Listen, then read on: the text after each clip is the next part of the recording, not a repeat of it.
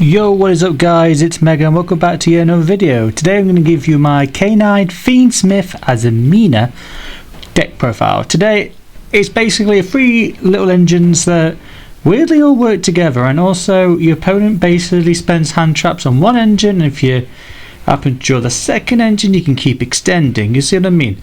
So first we've got a K9 Namore, 3 Izuna, 2 land, turn 1 Joker, 1 Lupus, a case for K9 and 4 Sleaze. Basically a standard K9 lineup, and then we've got the 3 chaotic elements to basically add more copies of land, turn and Joker, and it can grab them from the graveyard as well. Basically Nori lets us see the opponent's hand. It's a tall guide on legs. Azuna is a little hand trap that you can use to interrupt your opponent should they play a monster from the hand or grave. Lantern basically resurrects a monster from the graveyard to summon both the field.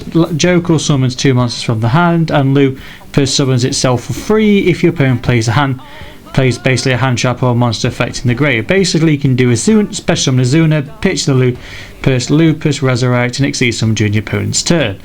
Nice little way to kind of interrupt your opponent. We've got the one case K9, which is obviously limited to 1. It's basically a rotor, so you've got kind of the 4 rotors for the K9 engine. Then we've got 1 Lacuma, the Crimson Tears, 3 Fiendsmith Engraver, 2 tracks, and 1 Lurie. This is basically your Fiendsmith engine. A nice little 7 card engine, but it's basically just keeps recycling itself. You'll never run out of monsters realistically, and it's just a nice as end on Desiree as a negate, or a Highway King Caesar as a negate, and then obviously the Lacuma can burn for 1200 points of damage to kind of push your opponent to try and push the game if need be.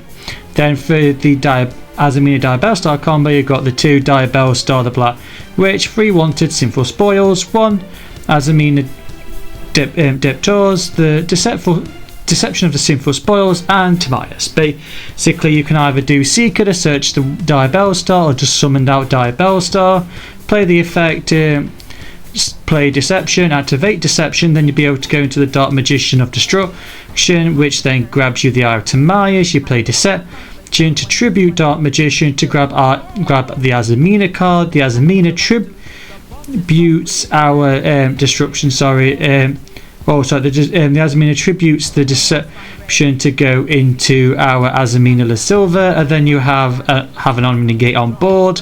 Then the Gaze of Timaeus lets you summon Dragoon for another Omni Negate during your opponent's turn, and then you have the negate on your turn as well before Dragoon finally leaves the field. But it's just a nice little combo as well, and if you did it with Seeker of the Sinful Spoils, you'll be able to draw a free card off this engine as well.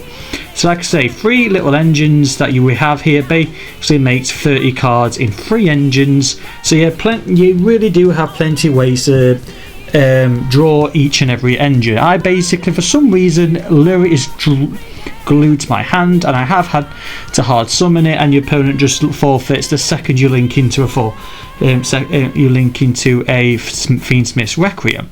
Now to complete the deck, we've got 3 copies of Fugalos, 3 Ash, the 1 Talents, and 3 Droplets. You can add obviously other cards as well. I've just chosen good stuff that can either go first or second, because I say Fugalos, if you have Dragoon you pitch it, if you have Diabellstar you pitch it, you have Droplet you pitch it.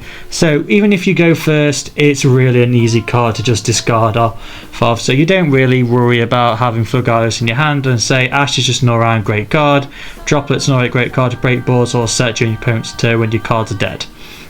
In the extra deck we've got the 2 Ripper Jacks, Werewolf, Super Sky Blaster, and then Zeus. This is basically for the K9 cards. It's where we have a hand trap negate or graveyard negate. Jack pops a card upon summon, or if you opponent activate summons effect from hand. Werewolf lets us rip a card put in an opponent's hand.